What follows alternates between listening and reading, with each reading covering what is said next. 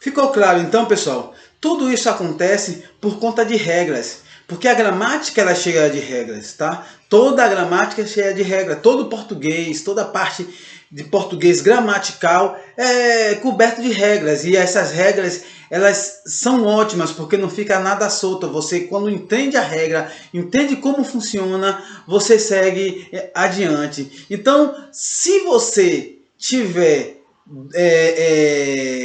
antes, você coloca um i, você coloca o i, a conjunção i, quando a oração for com sujeitos diferentes. Sujeito igual não. Se você for falar de você, olha, eu estou mandando uma carta e um e-mail. Se você está mandando uma carta e um e-mail, você não separa com vírgula. Você só coloca a conjunção. Mas se você for falar de termos diferentes, como está aqui no exemplo, e se fez céu, vírgula, e a terra, vírgula, e o mar. Se estiver assim no seu concurso, na sua prova, você pode marcar como sendo verdadeiro, justamente por conta dessa regra. Então, assim, eu tenho uma observação para fazer a você, que no primeiro caso, colocando a vírgula ou não, a pontuação está correta. No primeiro caso, tá? No primeiro caso, que é quando você enumera algo,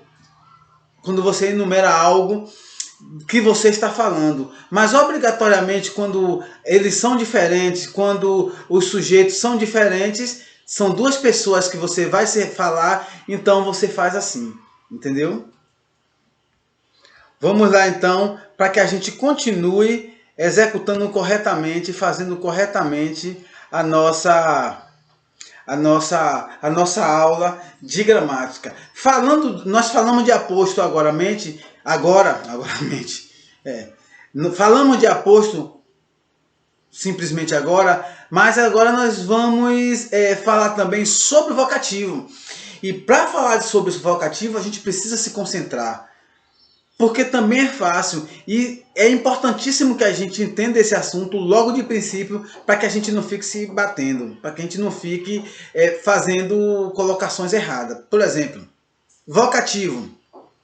Vocativo você utiliza quando você vai evocar o nome de uma pessoa, quando você vai chamar a atenção de uma pessoa, quando você vai falar com uma pessoa.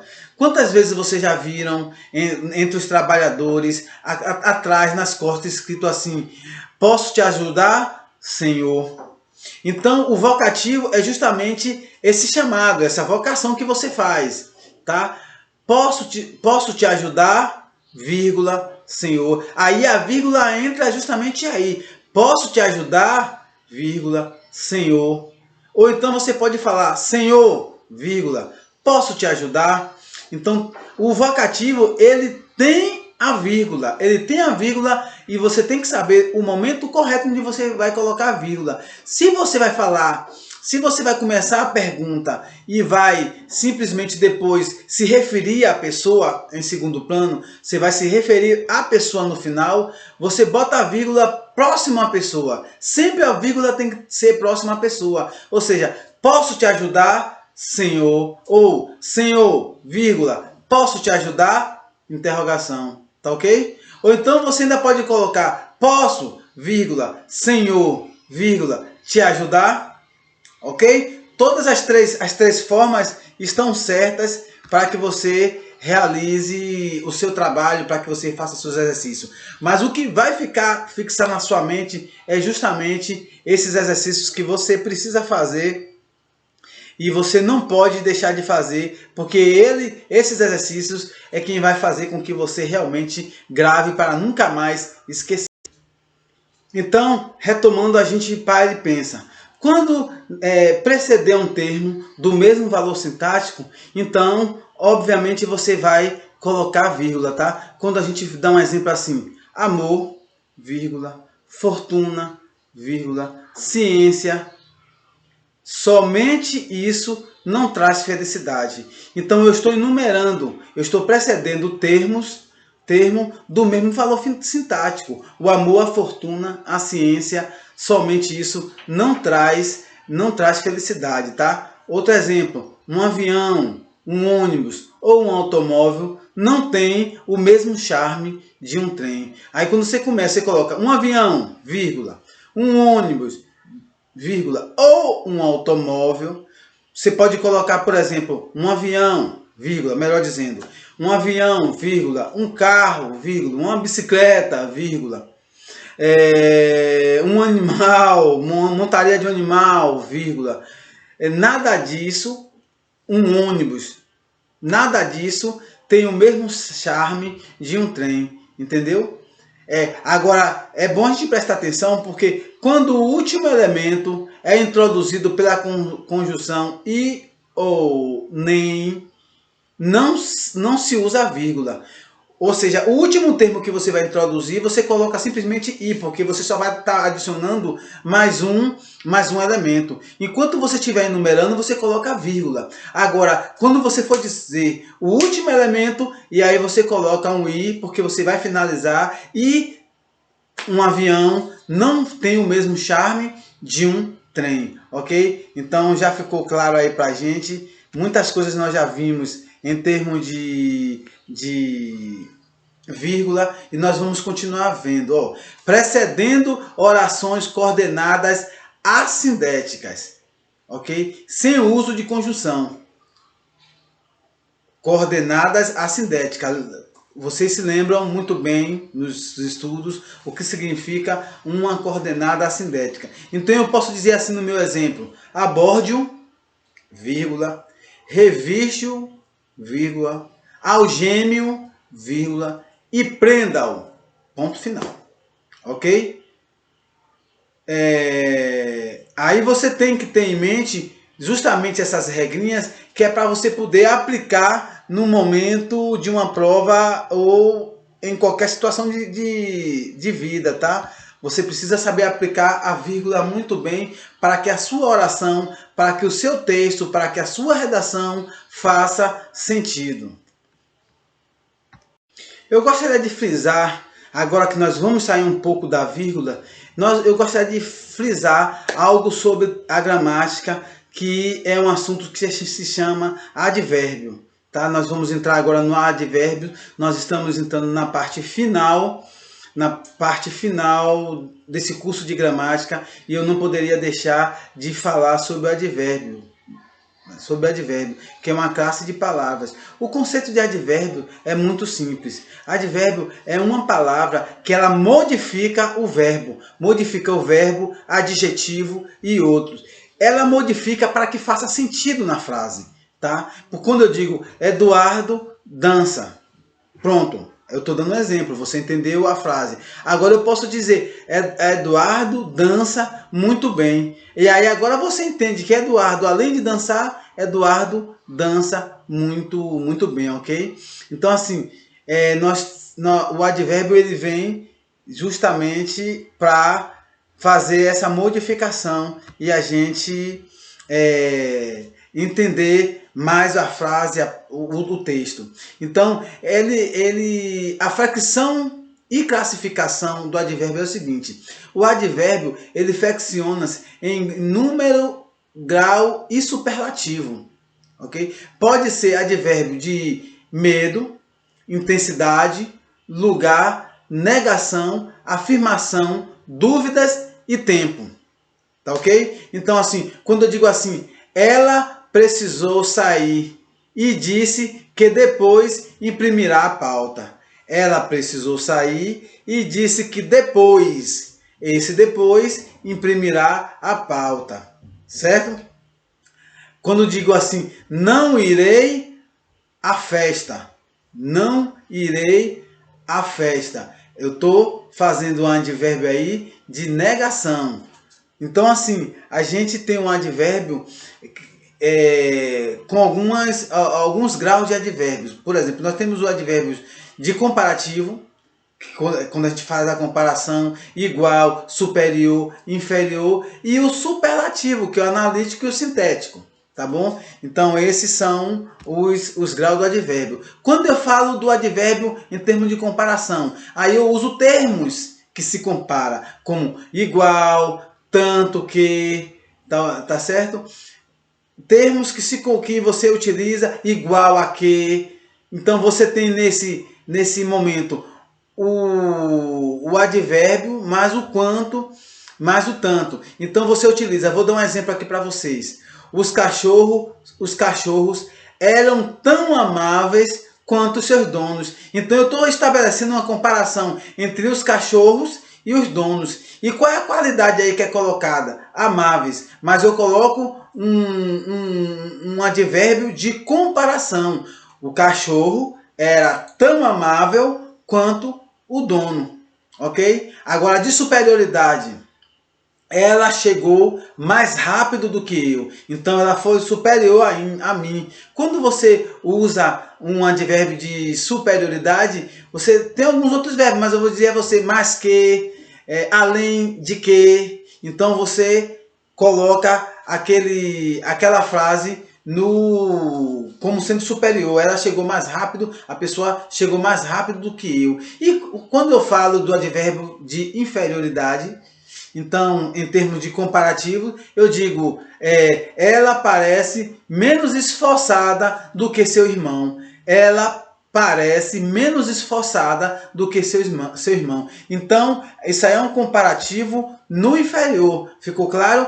Agora, no superlativo, nós temos duas formas. Como eu te disse, o analítico, como eu disse a vocês, o analítico e o sintético. O que é o analítico? Quando o advérbio ele acompanha outro para afetar o seu grau. Por exemplo, ele aprendeu tudo muito rápido. Ok? Ou seja, muito e rápido.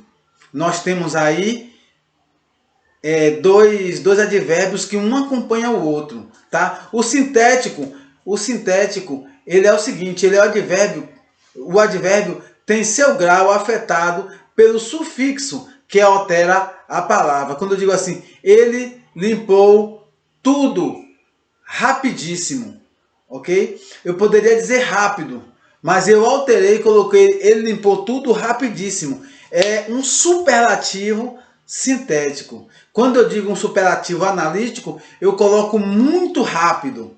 Eu utilizo dois advérbios, tá ok? Agora no sintético, o advérbio ele tem seu grau afetado pelo sufixo. Toda vez que você tem rápido, você também tem um rapidíssimo. Você tem um fraco, você tem um fraquíssimo, ok? Ficou claro então? Então nós temos aí o superlativo descrito dessa forma. Então agora a gente precisa entender que eu quero passar agora para vocês uma dica de ouro. Variações do superlativo sintético com o uso do prefixo e sufixo podem ocorrer na linguagem coloquial, que é a linguagem que você fala normalmente. Então assim, no diminutivo, minha mãe resolveu tudo rapidinho. No diminutivo, tá ok? No aumentativo, minha mãe resolveu tudo rapidão. Ou seja, pode ser no diminutivo ou no aumentativo. Prefixo, minha mãe resolveu tudo super rápido. Ok? Ficou claro aí? Acho que deu para entender. E quando eu digo atenção, essas variações devem ser evitadas em provas somente em momento coloquial. Essa é uma atenção que eu chamo para vocês. Quando vocês forem responder uma prova, quando vocês vão colocar na prova, vocês não colocam assim, minha mãe resolveu tudo rápido, super rápido. Você utiliza o normal, né? Você utiliza uma outra forma. Mas essa é uma atenção que você pode colocar, essa é uma forma de frase que você pode colocar somente no momento que você estiver conversando com uma pessoa informalmente e por aí vai, tá bom? E eu gostaria então de finalizar trazendo um bônus para vocês, tá? Que é o uso do porquê. Você sabe utilizar o porquê nas frases? Ou você coloca... Olha, nós temos, para a gente entender, eu tenho 4 tipos de porquê. O porquê separado e sem acento, o porquê separado e com acento, o porquê junto e sem acento e o porquê junto com acento. Você sabe utilizar os porquês? Então vamos lá, é o seguinte. O uso do porquê tem essas situações. Quando depois que você subentende a palavra por uma razão ou um motivo. Quando você pode trocar esse porquê por razão ou por motivo. Um exemplo. O porquê separado e início da frase, o porquê separado e sem acento, ele é no início da frase. Por exemplo, quando você coloca assim, por que você não foi ontem? Esse porquê é separado e no início da frase. E esse porquê, por regra, você pode utilizá-lo da seguinte forma. Você pode fazer um teste da seguinte forma. Por qual razão você não foi ontem? Ou por qual motivo você não foi ontem? Toda vez que você puder substituir esse porquê por qual razão e por qual motivo, ele é no início da frase, porque ele é uma pergunta, ele é no início da frase, ele é sem acento e separado.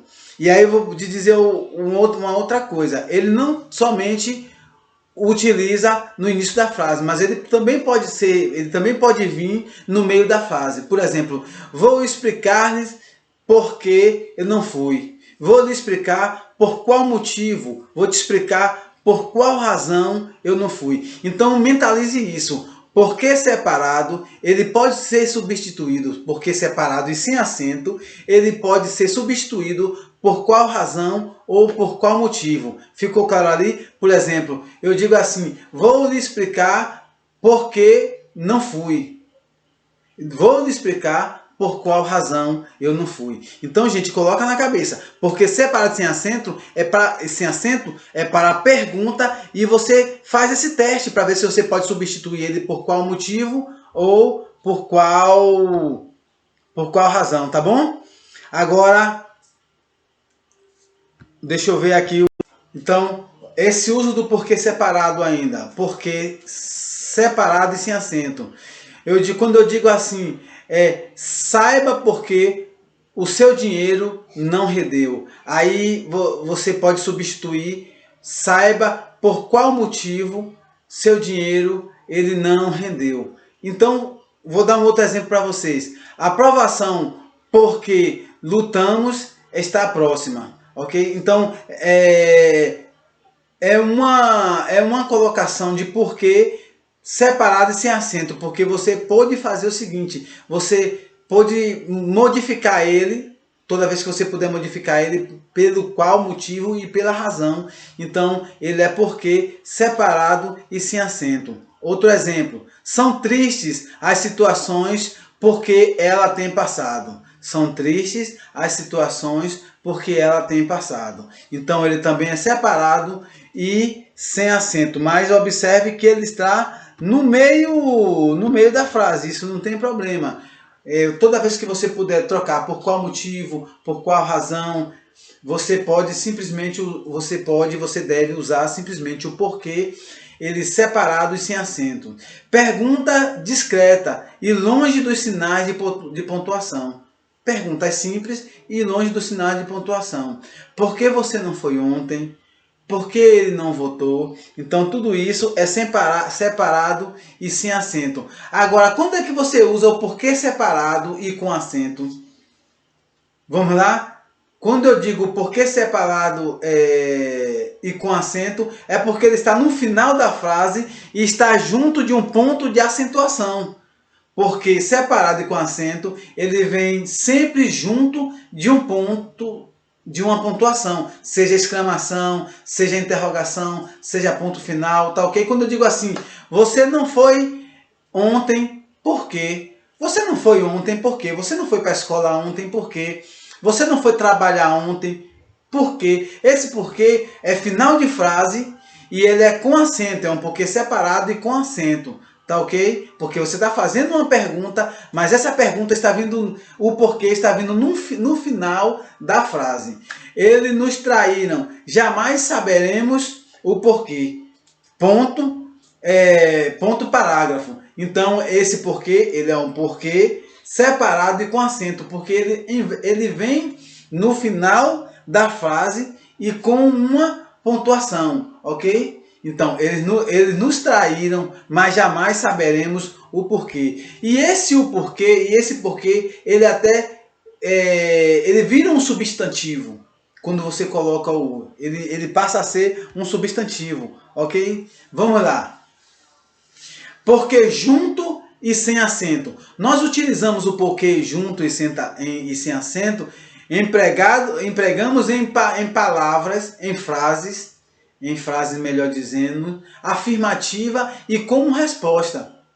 Geralmente, ela equivale ao pois, ao como, e aí você pode falar assim como nesse exemplo: faltei a aula porque precisei viajar.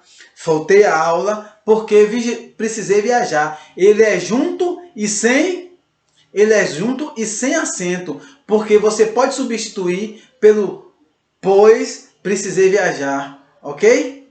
Então assim, faltei a aula porque precisei viajar, ou faltei a aula pois precisei viajar. Então ele é junto porque ele é uma resposta, ele não é uma pergunta. O porquê separado lá era um porquê, ele era separado porque ele era uma pergunta, mas só que agora o porquê é resposta. Então ele é um porquê junto. E assim, porque estudava muito, conseguiu aprovação.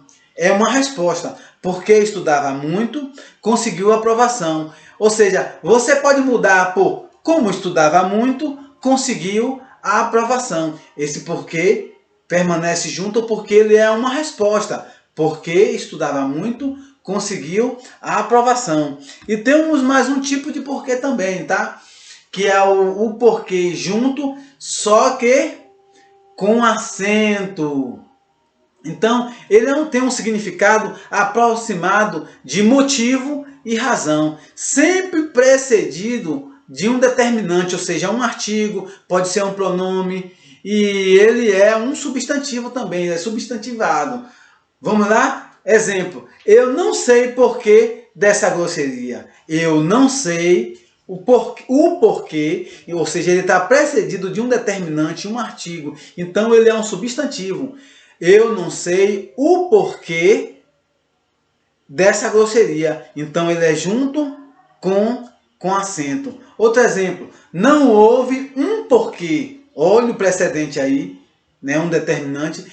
Eu não sei, não houve um porquê específico para esse comportamento. Não houve um porquê específico para esse comportamento. Esse ele é um determinante aí na frase. E você pode trocar ele por qual motivo. Eu não sei por qual motivo, né, específico ele tem esse comportamento. Tá ok? Então, assim, esse porquê ele é junto e com acento. E assim, pessoal, a gramática ela é muito extensa. Eu tentei aqui com vocês fazer o mais simples possível, o mais rápido possível, dentro das possibilidades. Porque assim, foram propostas algumas aulas, 6 aulas. Só que a gramática eu poderia passar para vocês semanas e semanas falando e eu não terminaria tudo sobre gramática. Eu poderia passar muito tempo falando para vocês sobre gramática e ainda assim não terminaria. Poderia ficar uma semana falando e ainda não terminaria sobre gramática. Pense aí. Por quê? Porque a gramática ela é muito longa, ela é muito extensa, tem muitos assuntos, muitas variações que eu não abordei aqui. Mas eu espero que você fique conosco. E em breve eu vou trazer novos assuntos com um formato diferente, de uma forma diferente, para que você possa entender mais esse assunto, os assuntos sobre gramática, tá bom? Então assim, eu vou trazer com exercícios, vou trazer exercícios para vocês. Então, fiquem alerta que nós vamos sempre trazer para vocês tudo relacionado à gramática, à língua portuguesa, à literatura, tudo que envolver esse universo da língua portuguesa, nós vamos estar juntos aprendendo e desenvolvendo. Esse é só o início do meu trabalho perante vocês. Espero que vocês gostem do que vem por aí. Vem de uma forma diferente, com uma roupagem diferente, uma roupagem que será mais descontraída, será uma roupagem super diferente e vocês vão aprender cada vez mais conosco sobre a língua portuguesa, sobretudo gramática, redação. Vou explicar muito para vocês, vamos ter textos sobre redação, vamos explicar o que significa uma redação, por que uma redação, como se constrói uma redação, introdução, uma dissertativa, por exemplo, uma introdução, desenvolvimento e conclusão. Tudo isso será pauta dos nossos trabalhos. Então fica aqui, um forte abraço para vocês e até mais. Fechamos com a vinheta e edição, traz a vinheta aí pro pessoal e até a próxima.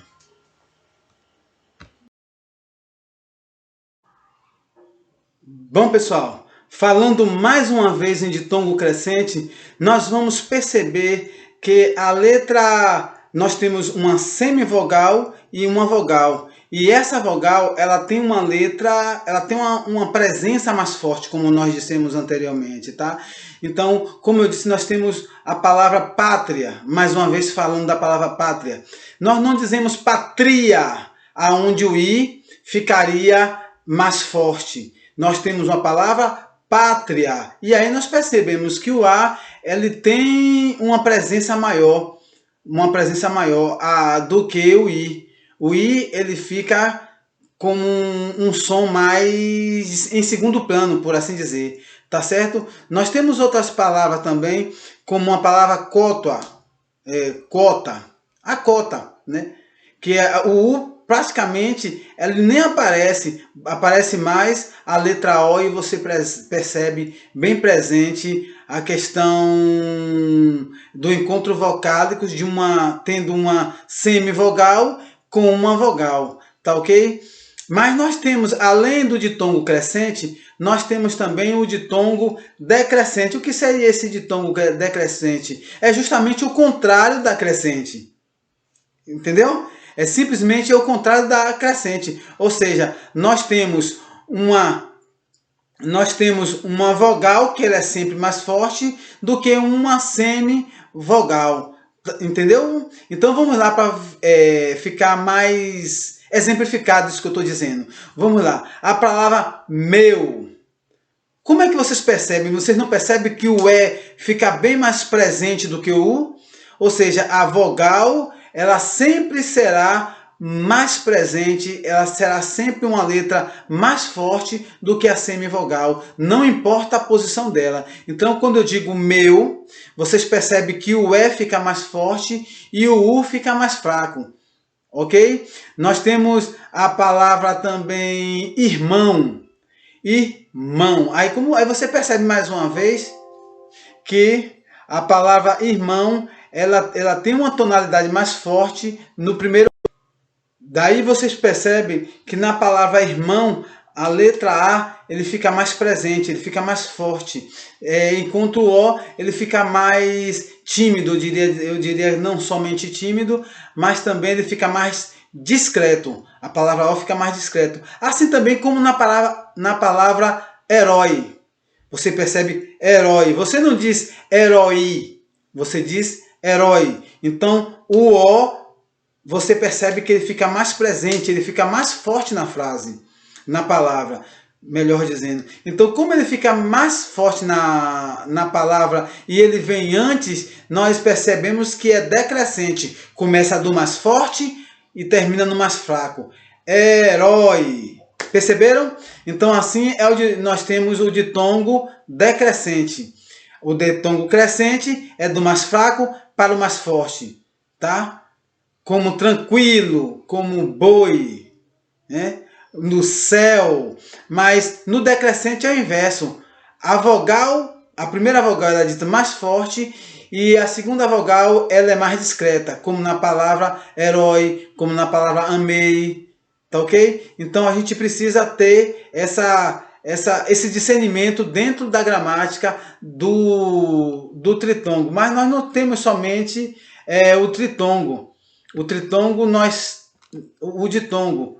Nós temos o ditongo, como eu havia dito, nós temos o tritongo e nós temos também o hiato, tá? Mas vamos falar primeiro do tritongo, que também é bem presente e acontece muitas muitas vezes, tá? O tritongo cai em muitos assuntos, em muitas provas de vestibular, em muitas provas de concurso e faz parte do dia a dia aí dos estudantes. O tritongo, nós precisamos perceber que ocorre um encontro entre semivogal, entre uma vogal e outra semivogal. Sempre nessa ordem. Semivogal, vogal e semivogal novamente. E quando fazemos a separação das suas sílabas, as três ficam na mesma sílaba, ok? Nós não separamos os tritongos. Ela parte de uma semivogal, aí vem uma vogal e outra semivogal. Isso significa que a primeira vogal vai ter um som mais discreto, a segunda vogal vai ter um som mais forte, mais presente, e a terceira vogal, ela também vai ficar mais discreta. Por exemplo, na palavra Uruguai. Percebam, Uruguai, guai. Você percebe que começa com um mais discreto, passa para um A mais aberto, mais forte, mais presente e volta para um I mais discreto. Então essa é o tritongo. Sempre parte de uma semivogal, entra por uma vogal e termina com outra semivogal. Ou seja, fraco, forte, fraco. Ok? Além do Uruguai, nós temos outra palavra também. Você percebe que na palavra Uruguai, o Uruguai, essas três letras, essas três vogais, elas permanecem juntas.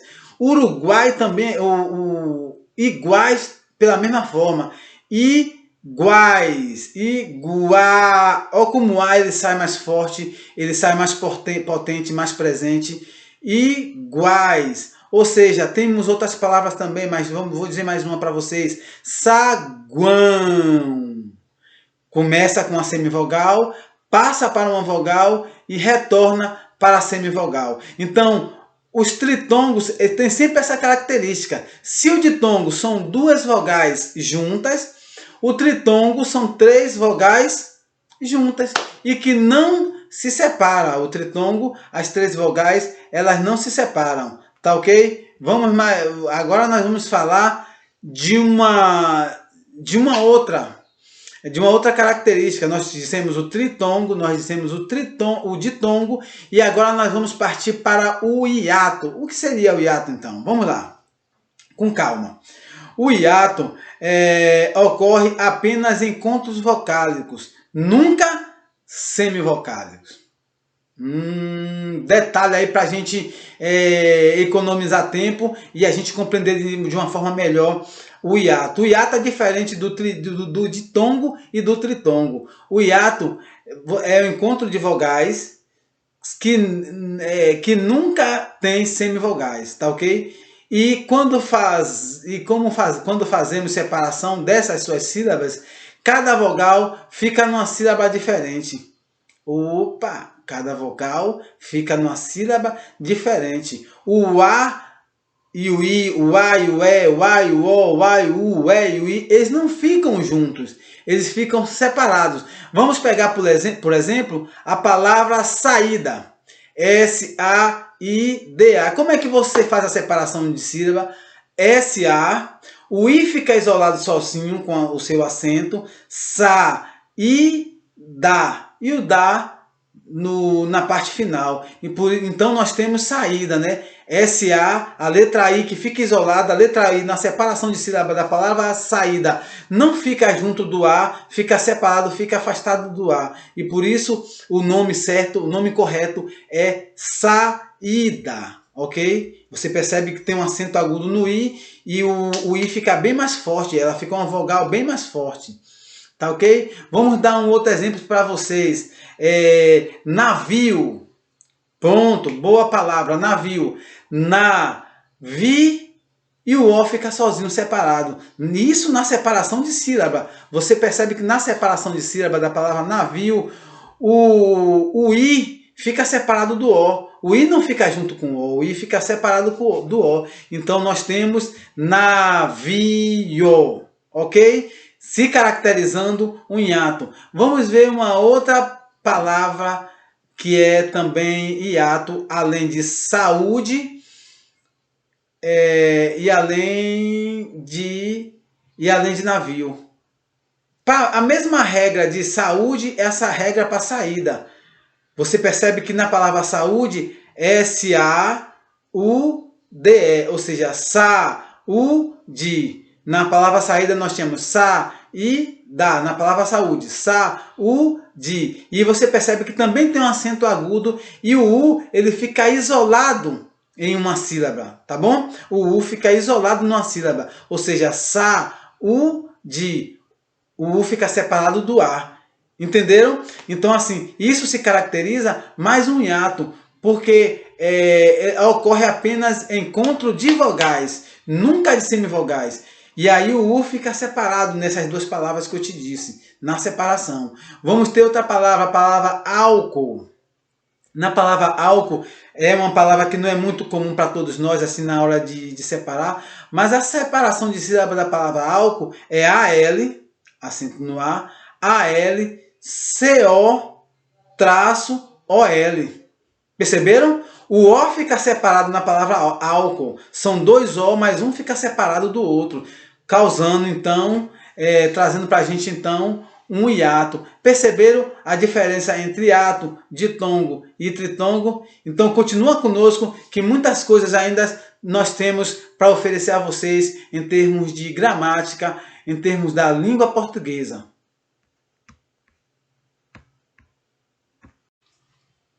Vamos falar então agora um pouco sobre acentuação gráfica. Vamos lá trabalhar um pouco sobre acentuação gráfica dentro ainda do projeto da gramática, para que a gente possa dar continuidade a esse curso para vocês, tá bom? Então, assim, acentuação gráfica, mas nos que diz respeito às palavras oxítonas, paroxítonas e proparoxítonas, ok? Eu creio que muitas pessoas entre vocês já sabem um pouco sobre as palavras oxítonas, paroxítonas e proparoxítonas. E nós vamos estar trabalhando agora nesse momento justamente sobre essas palavras. Em termos de acentuação, é sempre muito. Eu sempre fico falando essas coisas aqui para que vocês gravem em suas mentes. E vocês precisam, não somente para o vestibular, para o Enem, como também para qualquer concurso que você venha fazer. Você vai precisar entender e fazer muitas atividades, muitos exercícios sobre as palavras oxítonas, paroxítonas e proparoxítonas. E isso não só se estende à gramática, mas também à sua escrita. No momento em que você for fazer uma redação, você saber acentuar corretamente as palavras. Então, envolve de uma forma geral a língua portuguesa, e nós precisamos saber muito sobre essas questões voltadas para a acentuação gráfica. Depois eu vou falar para vocês. Não sei se dará tudo, não sei se dará para falar tudo dentro desse curso, mas eu estou vendo que eu vou estar sempre trabalhando com questões assim. Então você deixe seu joia, deixe seu ok, para que eu possa sempre estar trazendo assuntos, questões de português e sobre a gramática, tá bom? Mas falando sobre a oxítona. Vamos lá. Na oxítona, as palavras elas têm a última sílaba tônica. A última sílaba da palavra ela é tônica, ou seja, ela é uma sílaba mais forte e muitas vezes ela é acentuada. Por exemplo, quando eu digo assim a palavra Paraná, quando eu digo a palavra Paraná, a sílaba mais forte que nós falamos aí é o RA, o último RA, Paraná, o NA, Paraná, e o acento agudo no A, ok? Essa é a sílaba tônica. Paroxítona, aí eu estou dando uma visão geral para vocês, tá? Estou dando uma visão geral para vocês. Paroxítona, Paraná é oxítona porque a última acentuação gráfica é no A, no último A. Então, a oxítona tem por característica a acentuação na última sílaba, ok? Então, vamos dizer então uma palavra que seja paroxítona. Nós falamos da oxítona, vamos falar agora da palavra paroxítona. Se referindo à paroxítona, nós temos, deixa eu pensar aqui, a palavra fácil. A palavra fácil, ela é acentuada no ar. Fácil. Na separação de sílaba, você percebe que ela é a penúltima. Já que ela é a penúltima, ela é uma paroxítona, porque a sua acentuação gráfica, a sua tonicidade, a sua tonalidade, a sua sílaba tônica, ok? A sua sílaba tônica está na penúltima sílaba. Toda vez que você vê a sílaba tônica na penúltima sílaba, ela é uma paroxítona. E Ronaldo, o que seria então a paroxítona? A paroxítona seria então a acentuação tônica na antepenúltima sílaba, melhor dizendo, na antepenúltima sílaba. Ou seja, se você tem a palavra árvore, por exemplo, você tem árvore, ela tem a sua antepenúltima sílaba acentuada, ou seja, a letra A é acentuada. A primeira, ou a letra A, ela é acentuada. E como a letra A é acentuada, ela passa a ser uma proparoxítona, porque é a antepenúltima letra acentuada. Entenderam aí? Ficou claro para vocês? Então, assim, tem um detalhe que eu gostaria de falar para vocês que é de extremamente importância para facilitar a vida de vocês. Pronto, vamos lá. Toda proparoxítona, ela é acentuada. Ponto final. Ok? Se você vê a sílaba tônica na antepenúltima sílaba, você obrigatoriamente tem que acentuar. Porque toda proparoxítona, ela é obrigatoriamente acentuada em todas as palavras. Então, a palavra proparoxítona, ela é acentuada, tá bom?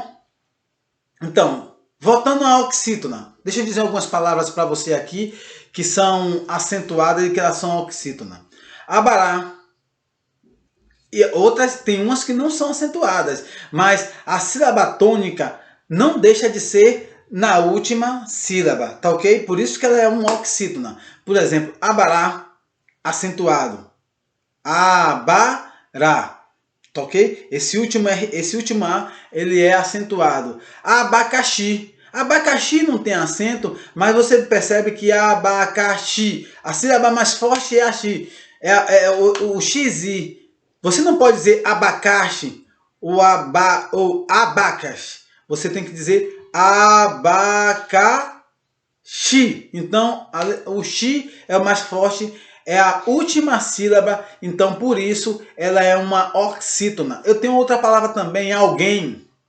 Alguém também é acentuada na sua última sílaba e por isso ela é uma oxítona. Mas temos também outra que é oxítona e que não é acentuada. Por exemplo, a palavra avental.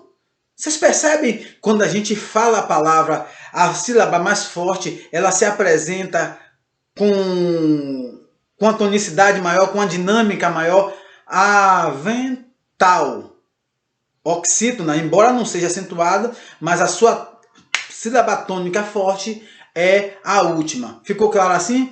Vamos então passar para a paroxítona. Queria dizer para vocês outras palavras paroxítonas. Nós temos amável. A palavra amável. Amável. Penúltima sílaba, ela é acentuada.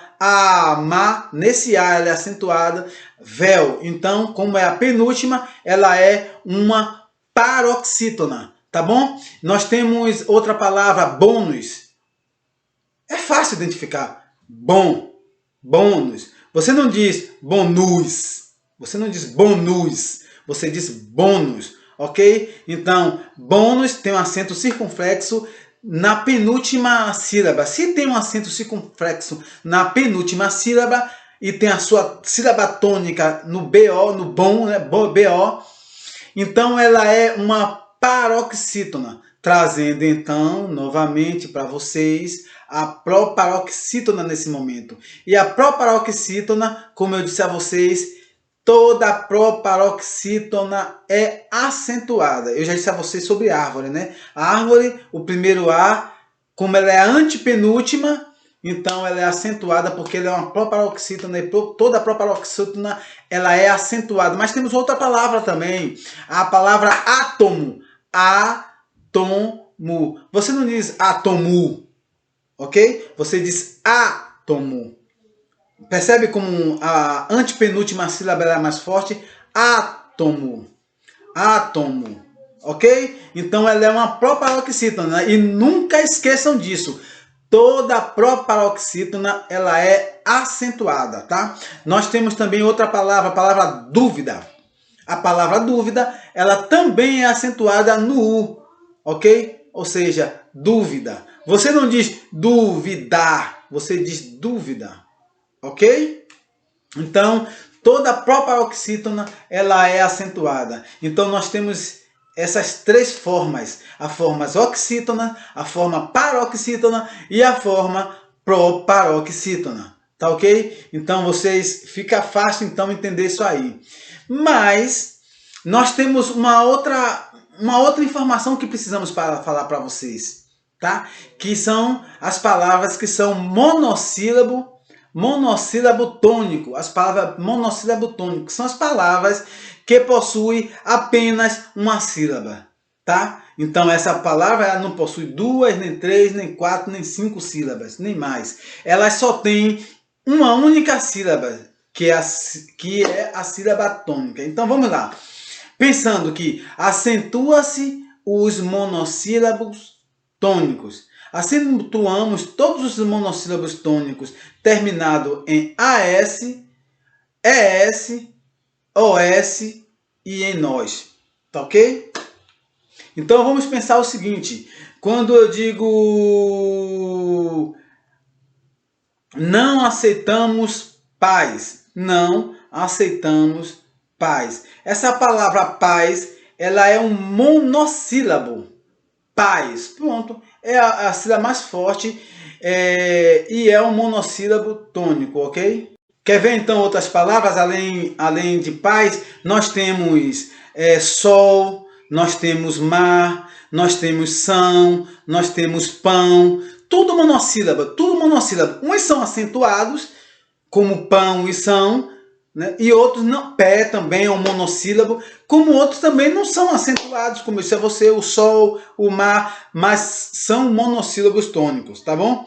Então isso aí você também não pode esquecer de verificar, de ter na mente essas regrinhas para que nós venhamos a entender completamente. Então, automaticamente, ela é uma palavra oxítona, porque as regras, né, da palavra oxítona, nós temos as palavras oxítonas terminadas em AS, em EO, ES, OS, em ENS e em ditongo. Então, a gente pode ter as palavras oxítona-tônicas aí. Por exemplo, na palavra maracujá, oxítona, você acentua o último A. A palavra chalé, termina com E. É uma sílaba. Você não diz chalé, você diz chalé. Por isso, ela é uma sílaba tônica e ela é acentuada, terminada em E. Quer ver outra palavra que é oxítona e que é acentuada dentro dessa regrinha do A, S, E, S, O, S, ENS, em e ditongo? A palavra cipó. A palavra cipó, você não diz cipó, você diz cipó, ok? O pó você percebe que ela fica mais evidente. O O você percebe que tem uma tonicidade forte e por isso é uma sílaba tônica. Ela é uma sílaba tônica e que se caracteriza como oxítona, porque tem a sílaba tônica O e nós acentuamos porque termina justamente em O e ela é uma palavra oxítona, tá bom? Então, vamos falar das paroxítonas. Regrinha básica. Quando é que nós acentuamos as paroxítonas? Acentuamos as paroxítonas terminadas em L, em I e S, em N, em US em an, em on, ão, ok? Uns, ditongo. Tudo isso nós acentuamos em termos de paroxítona. Quer ver? Em relação à palavra IL, entre a palavra L, a palavra fácil, eu já disse aqui a vocês, F-A-C-I-L, fácil. Porque esse I, esse L, ele automaticamente ele faz com que a sílaba ela feche no final. Fácil. Ok? Fácil. C-I-L. Fácil. Então esse A fica em bastante evidência e a palavra fácil ela é acentuada paroxítona. Bônus, mas falamos de bônus, não vou repetir bônus, mas vou falar para vocês sobre o caráter. Tá ok? Terminou em R. Terminou em R, acentuamos. Terminou em R, acentuamos. Olá, caráter. Caráter. Nós não dizemos karaté. O caráter. Nós dizemos caráter. Pronto, acentuamos palavras paroxítonas terminada em R, tá ok? Então, caráter é uma palavra que nós acentuamos. Outra palavra, dócil. Uma pessoa dócil, uma pessoa calma, uma pessoa tranquila, uma pessoa dócil. A palavra dócil também é acentuada, termina em L, ele termina em L e a sua sílaba tônica é a penúltima, dó, dócil. Perceberam então? Dócil. Você não diz dócil, você diz dócil. Então, como você diz dócil, penúltima sílaba nós acentuamos, terminado em L, ela é uma paroxítona. Vamos dizer assim, no nosso dicionário existem milhares de palavras que são paroxítonas, outras milhares são oxítonas, outras são proparoxítonas. É bom que a gente faça atividades. É de suma importância que a gente faça exercício, que nós façamos exercícios para poder fixar na nossa mente. É o que eu sempre digo a todos os alunos. É o exercício que faz o aluno. É o exercício que faz com que você tire a nota alta, a nota máxima. Quanto mais você exercita, maior é a possibilidade de você encontrar, de você tirar uma nota alta. Eu sempre digo outra coisa aos alunos. Não é o professor que te dá nota, sabia disso? Não é o professor que te dá nota. É você quem conquista a nota. Então, comece a trabalhar, desligue um pouco mais as redes sociais, Facebook, Instagram, né? WhatsApp, deixe um pouquinho mais de lado e comece a fazer as atividades. O Google tem diversas atividades na língua portuguesa, na gramática, que você pode baixar, se você não puder imprimir. Você pode ver mesmo no computador e ali passar escrevendo para o caderno. Outra coisa que eu costumo dizer ao meu pessoal, meus alunos, o seguinte, que quando você escreve, fica muito mais fácil de você memorizar. Quando você escreve, fica muito mais fácil de você memorizar. Sobretudo se você escrever várias vezes. Então, quando você faz vários exercícios, você faz uma lista de exercícios, você vai passar por cada regrinha, oxítona, paroxítona e proparoxítona várias vezes. E essa passagem várias vezes no exercício é que faz com que você vá mentalizando, vá codificando e trazendo para dentro de si de uma forma mais fácil na memorização. Então você memoriza, vai chegar um momento que você vai fazer as atividades no automático, você vai bater o olho para a questão e vai dizer, essa aqui é uma oxítona, essa aqui é uma paroxítona, essa aqui é uma proparoxítona. Você não pode esquecer disso de jeito nenhum. É o exercício. Eu sinto como se tivesse na nossa mão, quando nós estamos escrevendo com a caneta, uma ligação direta para os nossos olhos e o nosso cérebro. Que você consegue escrever e memorizar. Se você ficar só olhando, é bem capaz de você não gravar. Se você ficar só olhando esse vídeo, escutando, é bem capaz de você daqui a algum tempo esquecer. Mas se você faz atividade, se você faz exercício, aí fica muito mais difícil de você esquecer. Tá ok? Como eu disse, as proparoxítonas, pela regra, toda a proparoxítona ela é acentuada, não tem para onde correr. Você viu a sílaba tônica na antepenúltima sílaba da palavra, ela é proparoxítona e obrigatoriamente uma proparoxítona e ela é acentuada. E isso serve para ajudar a sua vida. Simples assim. Isso ajuda a sua vida e ajuda muito. Porque você não precisa ver qual é a palavra, se tem acento ou não. Se na palavra tem acento ou não. Porque se ela é proparoxítona, automaticamente ela é acentuada. A paroxítona não. E a oxítona não. Tem muitas palavras que são oxítonas e que são paroxítonas e que não são acentuadas. E aí você tem que conhecer essas regras. Você tem que conhecer cada vez mais a fundo as regras. Mas se você tem uma palavra proparoxítona, você identificou lá abóbora. Você está lá na sua questão do seu vestibular, da prova na escola. Identifique nos quesitos abaixo, a palavra que tem a acentuação em proparoxítona. Aí você vê logo abóbora com um acento no O, pronto, proparoxítona, você não perde nem tempo. A palavra ângulo, quando você vê, digamos, a palavra ângulo, ela tem uma palavra circunflexo, né? Tem um acento circunflexo em cima do primeiro A. Então ela é ângulo. Você não diz ângulo, você diz ângulo. Ângulo. Esse an é a sílaba mais forte e então ela está na antepenúltima sílaba, então ela é uma proparoxítona. Vamos partir para outra palavra. A palavra árvore já disse. Então eu tenho mais uma palavra para você. A palavra básico. E isso é básico. É básico na língua portuguesa, é básico na acentuação tônica, o fato de toda proparoxítona ser acentuada. Inclusive a palavra básico.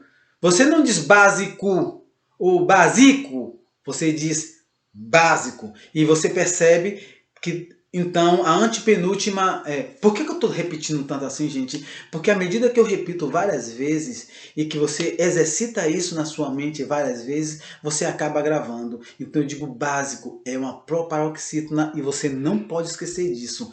Então, queridos,